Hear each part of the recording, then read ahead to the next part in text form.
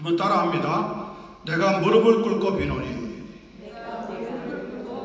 오늘 말씀의 제목입니다. I kneel before the Father. 하나님께서 말씀에 큰 은혜를 더하여 주시게 되기를 간절히 소원합니다. 이 아침에 우리가 대하고 있는 에베소서는 에베소 교회에 보낸 바울 사도의 편지입니다.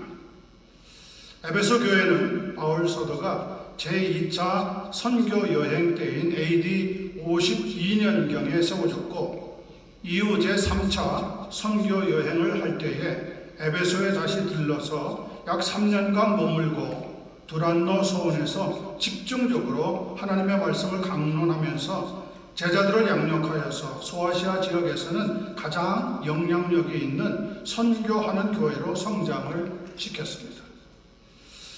사도행전 19장 11절에서 20절 말씀으로 보면 이 시기에 하나님께서는 바울 사도의 손을 통해서 엄청나게 놀라운 능력을 행하셨다고 합니다.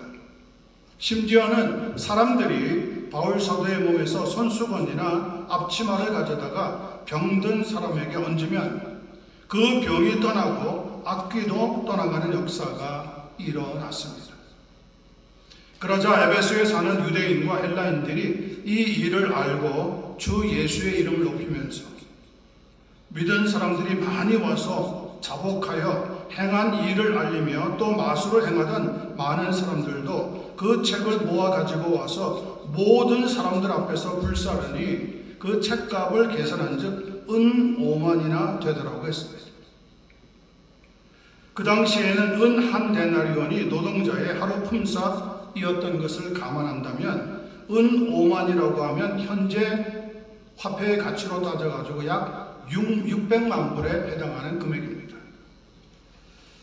이와 같이 주의 말씀이 힘이 있어서 풍성하여 세력을 얻으며 성령의 역사로 교회가 크게 부흥하면서 우상 숭배와 마술 그리고 아데미 여신 숭배로 가득했던 에베소는 어느새 이방인 선교의 중요한 거점이 되었습니다. 우리가 대하는 본문 14절 15절을 보시기 바랍니다. 이러므로 내가 하늘과 땅에 있는 각 족속에게 이름을 주신 아버지 앞에 무릎을 꿇고 비노니, 이렇게 기록되어 있습니다. 바울 사도가 에베소 교회의 성도들을 위해서 얼마나 간절하게 기도했는지 알 수가 있습니다. 어떻게 기도하고 있다고 했습니까? 아버지 앞에 무릎을 꿇고 빈다고 했습니다.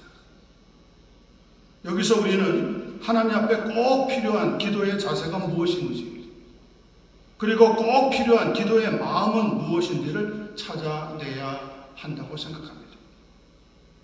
첫째, 전적으로 겸손한 자세가 기도할 때 필요하고요. 두 번째, 간절한 마음으로 드리는 기도가 필요하다는 겁니다. 보통 이런 자세들의 마음은 부모가 자녀를 위해서 가지는 것이라고 합니다. 부모는 자기 자녀들에게 다 주고 싶은 거예요. 그 자녀가 아프면 부모가 더 아픈 거예요. 자녀가 다치면 부모는 자기가 다친 것 같은 마음을 가지는 거예요. 에베소 교회 성도들을 보면서 생각하면서 바울 사도는 그냥 기도하지 않고 무릎을 꿇고 하나님 앞에 빌면서 기도했다고 합니다. 얼마나 에베소 교회 성도들을 아끼고 사랑했는지 알 수 있지 않습니까? 저도 그런 마음으로 우리 교회 성도님들을 섬기기를 원합니다. 여러분께서 꼭 기도해 주시게 되기를 바랍니다. 마침 오늘은 아버지 날입니다. 아버지가 자녀들을 위해서 어떤 기도를 하나님 앞에 드려야 하는지를 살펴볼 때에 큰 은혜와 감동이 우리 모두에게 임하기만을 간절히 기원합니다. 16절 말씀 보겠습니다. 16절. 그의 영광의 풍성함을 따라 그의 성령으로 말미암아 너희 속사람을 능력으로 강건하게 하셨며. 바울 사도가 에베소 교회 성도들을 위해서 간절하게 기도한 첫 번째 내용입니다. 무엇을 위해서 기도했습니까? 성령으로 말미암아 그들의 속사람을 능력으로 강건하게 해달라고 기도드렸다는 겁니다.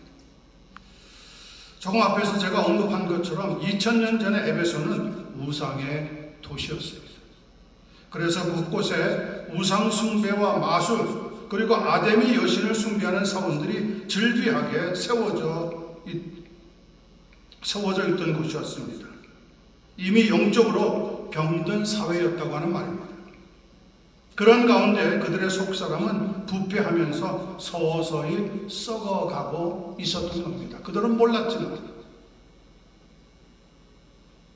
바울 사도와 그의 동력자들이었던 실라와 디모데 그리고 누가는 그런 곳에서 열심히 예수님의 복음도 전했지만 동시에 또 그들의 속사람이 성령으로 강건해지기를 간절히 기도했다는 겁니다. 사회학자들은 우리가 살고 있는 사회를 병든 사회와 건강한 사회로 구분합니다. 병든 사회라고 하는 것은 서로를 믿지 못하고 의심하는 사회를 말합니다. 건강한 사회라고 하는 것은 서로를 믿어주고 신뢰하는 사회입니다.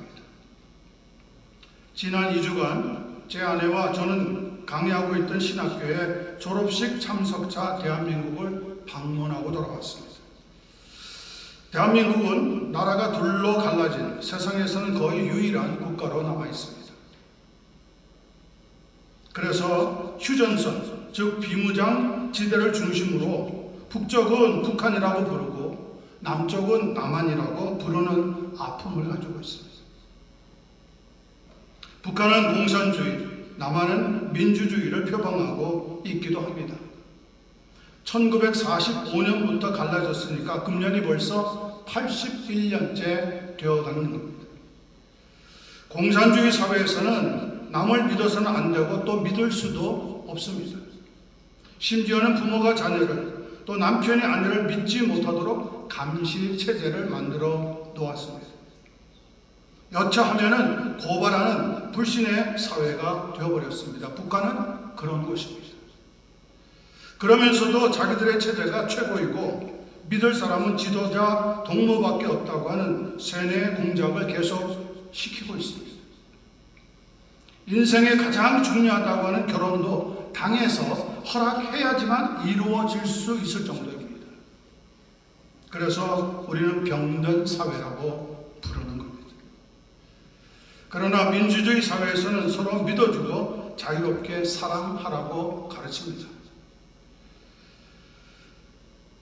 저 사람이 죽어야 내가 사는 것이 아니라 저 사람도 살고 나도 사는 사회를 이루려고 애를 쓴다는 말입니다. 남한에서는 어려운 사람을 돕고자 많은 단체가 있고 따뜻한 손길을 내밀면서도 이름 밝히기를 꺼려한다고 합니다. 그래서 건강한 사회를 이룰 수 있게 된 겁니다. 여러분, 복잡한 제도나 정치가 건강한 사회를 만들지는 못합니다. 중요한 것은 우리 서로 의심을 버리고 신뢰해야 한다고 하는 겁니다. 가정에서도 부부가 서로를 의심한다면 그 가정은 병든 가정이 되어버려요. 부부가 서로 믿어주고 부부가 서로를 신뢰할 때 건강한 가정이 만들게 되는 거죠. 특별히 남한은 곳곳에 교회가 세워져 있습니다. 밤중에 높은 산이나 빌딩 꼭대기에 올라가서 시내를 내려다보면 곳곳에 십자가의 불빛을 발견할 수가 있습니다.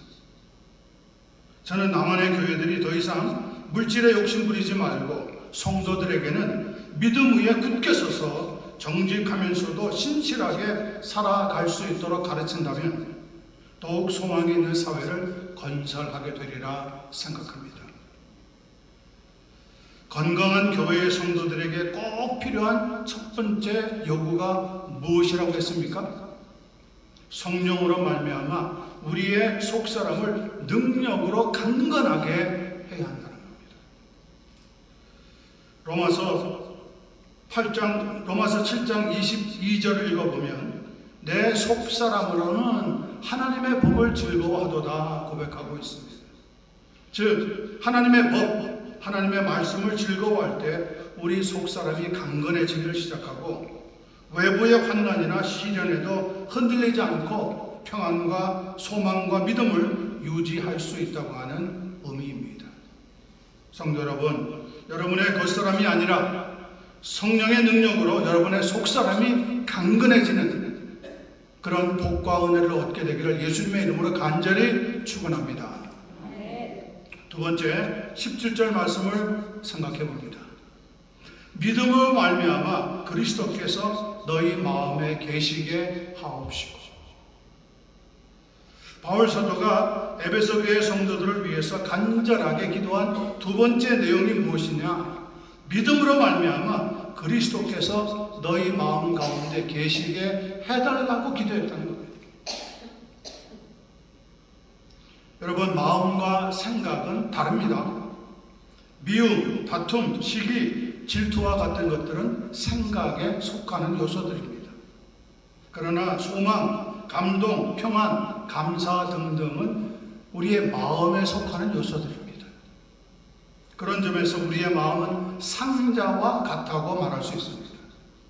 그 상자에 무엇을 넣어두느냐에 따라서 더러워질 수도 있고 깨끗해질 수도 있는 겁니다.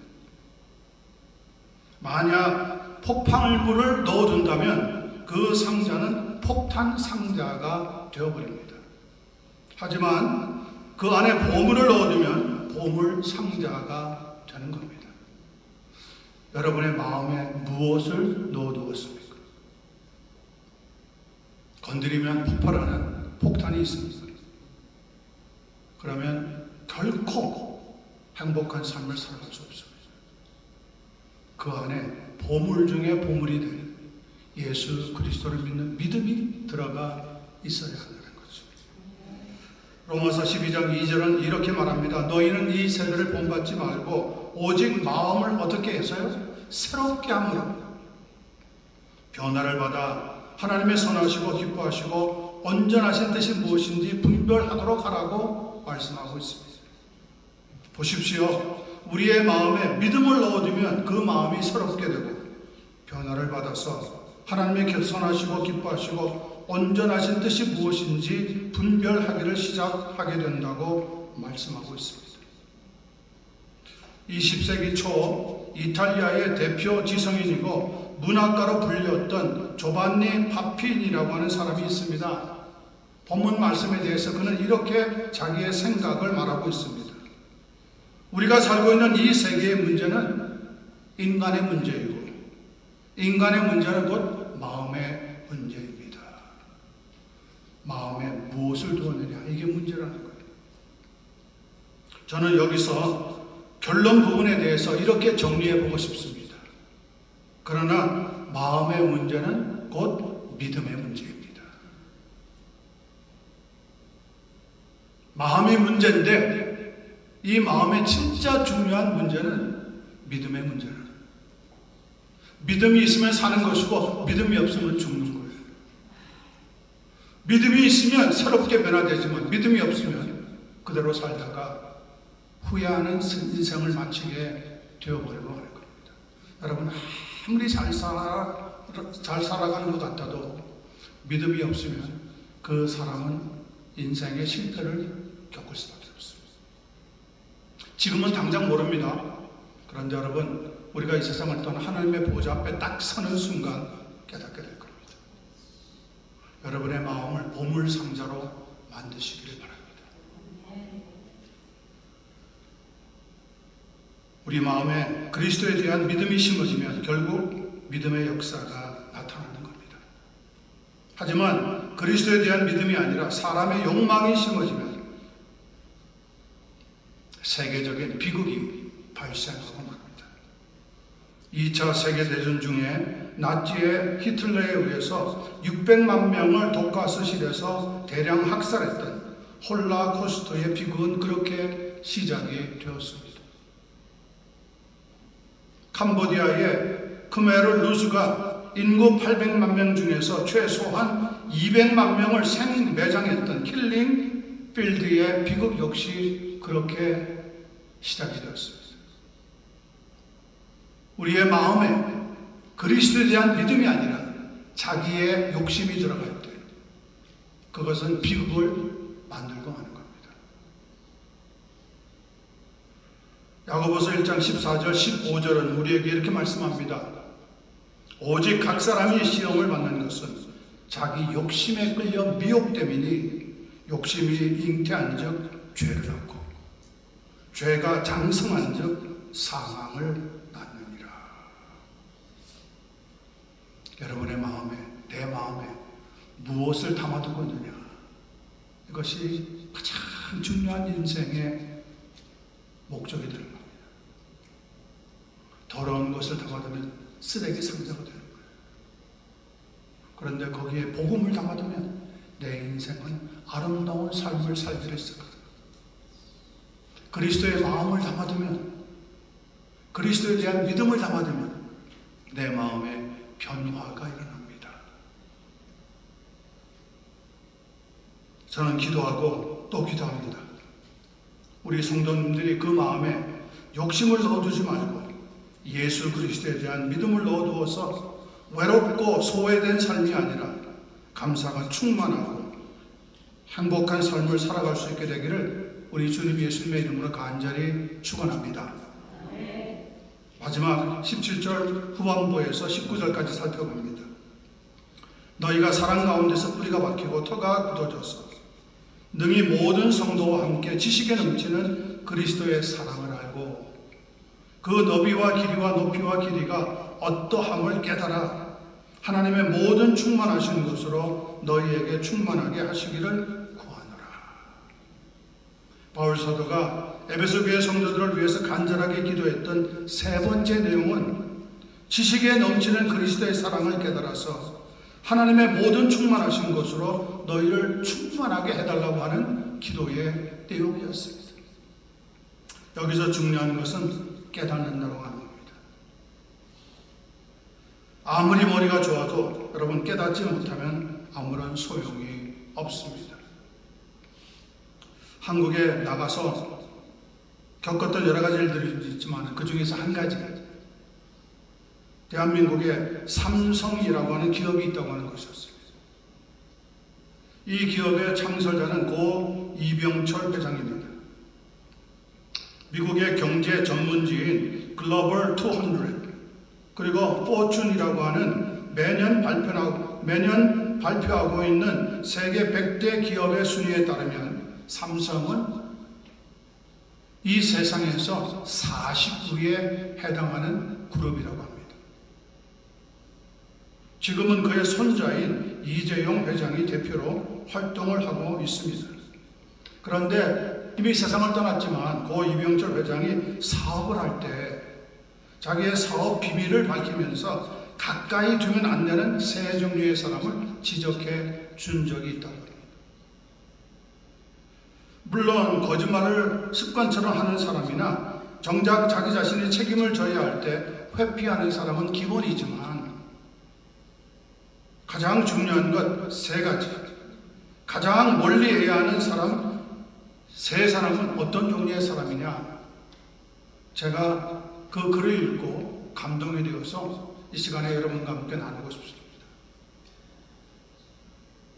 3위에 해당하는 사람, 가장 멀리 해야 되는 사람, 가까이 하지 말아야 하는 사람, 제 3위에 해당하는 사람, 이야기를 해도 말귀를 못 알아듣는 사람이에요. 처음에는 고개를 끄덕이고 맞장구도 칩니다. 하지만 돌아서면 같은 말을 처음부터 다시 해야 되고 시간이 지나도 달라지는 게 없어서 나중에는 아예 중요한 이야기를 꺼내지 않게 된다고 합니다. 그런 사람은 가까이 하지 말고 멀리 하라는 거예요. 2위에 해당하는 사람입니다. 알아듣기는 하는데 실천하지 않는 사람입니다. 아는 것을 행동으로 옮기지 않는 사람은 능력이 있어도 결과가 나타나지 않는다는 거죠. 저는 이 두 번째가 그렇게 마음에 와서 닿았어요. 우리 성도들이 그렇잖아요. 말씀을 들으면 알아듣기는 하는데 믿음으로 실천하지 않아요. 기도가 중요한지 아는데 기도하지 않아요. 하나님 말씀 읽어야 된다고 하는 사명감을 갖고 있으면서도 잘 읽지 않는단 말이에요. 그런데 다른 데는 꼬박꼬박 빠지지 않고 가거든요. 예? 알아듣기는 하는데 실천하지 않는 사람, 가까이 하지 말고 피하라고 말씀하고 있어요. 제 1위에 해당하는 사람, 저는 이것이 궁금했어요. 어떤 사람을 가장 멀리 해야 할까? 말로는 의리를 앞세우면서도 결정적인 순간에 등을 돌리는 사람은 절대로 가까이 하지 말라는 거예요. 사업을 하다 보면 이런저런 어려움이 생기잖아요. 그런데 평상시에는 잘하는 것 같은데 어려움이 생겼을 때 도망가는 사람. 사귀지 말랍니다. 상황이 어려워질 때 자신의 이익을 먼저 챙기고 달아나는 사람은 멀리하는 정도가 아니라 가장 위험한 존재라고 지적해주고 있어요. 중요한 것은 일이 틀어졌을 때, 건강이 나빠졌을 때, 경제적으로 어려워졌을 때 곁에 남는 사람이 진짜라고 지적하고 있습니다. 여러분, 남편이 아파요. 부인이 옆에서 뒷바라지하기 얼마나 힘들어요. 1년 정도 아프면 힘들어도 해보겠죠. 그런데 2년, 3년을 넘어서 4년, 5년, 10년 이렇게 가면 아무리 부인이라고 해도 저 인간 언제 죽나 이런 생각이 들지 않겠어요? 왜 이렇게 오래 살아가지고 나를 괴롭히지? 이런 생각이 들지 않겠어요? 그걸 역으로 돌려가지고 마찬가지예요. 부인이 힘들고 아파하고 자주 쓰러지고 병원에 가고 하면 옆에 있는 남편이 돌보기가 쉽지 않거든요. 그래서 한국 속담에 그런 말이 있어요. 아내가 먼저 죽으면 남편은 화장실에 가서 묻는답니다. 왜? 다시 재혼할 수 있는 기회가 없다는 거죠. 전부 인간적인 생각입니다. 인간적인 생각. 정말 사랑한다면 같이 아파하고 같이 힘들어하고 같이 눈물 흘리고 같이 기뻐해야 되는 것이 부부 아니겠어요? 지금은 그런 부부를 찾아보기가 힘들잖아요. 마음에 안 들면 다시 헤어지고 성질 나면은 이혼해버리고 지금 우리가 그런 사회에 살고 있다니까요. 그런데 옛날에 어른들은 그렇게 살지 않았어요. 힘들어도 끝까지 남아서 충성을 다했어요. 남편의 병수발을 다 한 사람들, 우리가 몇 사람들의 이야기를 들어보면 감동이 되잖아요. 감동이 되잖아요. 우리 주님이, 예수님이 그렇게 우리를 사랑하셨다니까요. 우리같이 말 안 듣고, 우리같이 고장 부리고, 우리같이 고집세고, 우리같이 교만하고, 우리같이 도망가기 잘하는 사람들을 예수님은 끝까지 사랑하셨어요. 요한복음 13장을 보면 예수님이 자기가 죽을 때가 다 가까워진 것을 알면서도 자기 제자들을 끝까지 사랑하시더라. 그렇게 기록되어 있어요. 저는 그 말씀을 듣고 얼마나 울었는지 몰라요. 감동이 되었어요. 끝까지 나를 사랑하시는 주님. 그래서 나를 위해서 생명을 주신 주님. 그 주님을 깨닫고 그 주님의 사랑 속에서 살아가는 것이 진짜 행복이라고 믿게 되었다는 겁니다. 물론 이병철 회장의 이러한 지적이 진리는 아닙니다. 우리는 참고로 하고 마음에 담아두긴 하지만 그 말씀대로 살라고 제가 지금 말씀을 나누고 있는 건 아닙니다. 중요한 것은 우리가 무엇을 하든지 중요한 것이 무엇인지를 깨닫는 사람이 되어야 한다는 거지. 그런 점에서 우리는 하나님의 뜻을 깨닫는 것이 얼마나 중요한지 알아야 한다는 겁니다. 시편 40편 20절 말씀 들어보세요. 존귀하나 깨닫지 못하는 사람은 멸망하는 짐승과 같도다.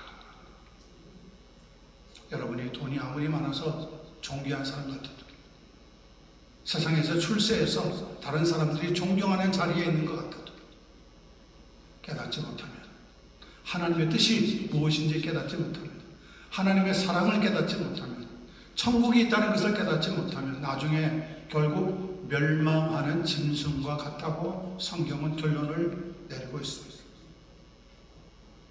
우리에게 깨달음이 없다면 사람이나 짐승이나 똑같다고 하는 의미인 거죠. 그러나 마음의 깨달음이 생기면 행동이 바뀌고요. 행동이 바뀌면 습관이 바뀌고요. 습관이 바뀌면 인격이 바뀌고, 인격이 바뀌면 운명이 바뀌게 된다고 합니다. 우리 마음속에 하나님의 사랑을 깨닫기만 하면, 깨닫는 마음이 생기기만 하면 우리는 우리의 운명을 바꾸는 사람이 되어지는 거죠. 팔자소관이라고 한탄할 일이 아닙니다. 운명이라고 낙심할 것도 아닙니다. 나이 많았다고 늙었다고 포기할 것도 아닙니다. 고린도후서 4장 16절은 이렇게 말씀하고 있습니다. 그러므로 우리가 낙심하지 아니하노니 겉사람은 후패하나 우리의 속은 날로 새롭도다. 우리의 겉사람은 후패한다고 했습니다. 그것이 인생입니다.